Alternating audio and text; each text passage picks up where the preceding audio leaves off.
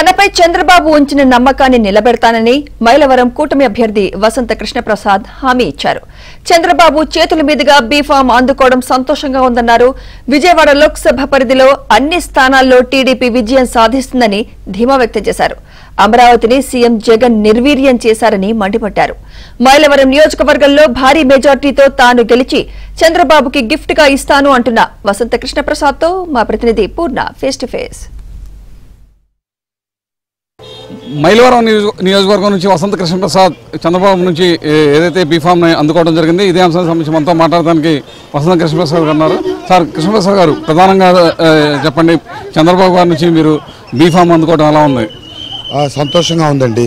తప్పకుండా పెద్ద ఆయన నా మీద నమ్మకంతో విశ్వాసంతో టికెట్ ఇచ్చారు, బీఫారం ఇచ్చారు. ఇప్పుడు ఆయన నమ్మకాన్ని నిలబెడుతూ ఖచ్చితంగా మైలవరం నియోజకవర్గంలో తెలుగుదేశం పార్టీ జెండా ఎగరేసి మళ్ళా జూన్ 4వ తారీఖున విజయోత్సవంతో సార్ దగ్గరికి, పెద్ద ఆయన బాబు గారి దగ్గరికి వస్తానని చెప్పి చెప్తాను అండి. ఓకే, మీ పార్లమెంట్ పరిధిలో గల 7 సీట్లు ఈసారి కైవసం చేసుకోబోతున్నారా? ఖచ్చితంగా.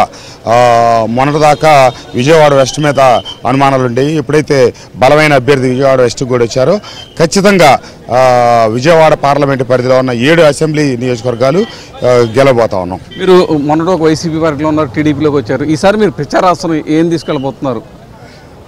ఈ ప్రాంతానికి అన్యాయం జరిగింది, మా నియోజకవర్గానికి అన్యాయం జరిగింది, మా ప్రాంతం మొత్తానికి అన్యాయం జరిగింది. చింతలపూడి ఎత్తిపోతల పథకం గత ప్రభుత్వం 4100 కోట్లు ఖర్చు పెడితే కేవలం 700 కోట్లు ఖర్చు పెడితే 5 మాసాల్లో పూర్తి అవ్వాల్సిన దాన్ని ఆపి రైతాంగానికి సాగునీరు, తాగునీరు అన్నీ ఈరోజు ఇబ్బంది పడతా ఉన్నారంటే చింతలపూడి ఎత్తిపోతల పథకం పూర్తిగా పోవటమే దానికి కారణం. వైఎస్ఆర్ కాంగ్రెస్ ప్రభుత్వం అలాగే అమరావతిని నిర్వీర్యం చేసి, అమరావతికి రోజు పక్కనే ఉన్నటువంటి పొరుగున్న మా నియోజకవర్గం నుంచి వందలాది మంది వచ్చి ఉపాధి పొందేవాళ్ళు ఆ అవకాశాన్ని కూడా పాడు చేసి, అమరావతిని పాడు చేసి ఈరోజు అభివృద్ధిలో కానీ ఈ ప్రాంతంలో జరిగే అభివృద్ధి అన్నిటినీ ఆటంకపరిచింది వైఎస్ఆర్ ప్రభుత్వం.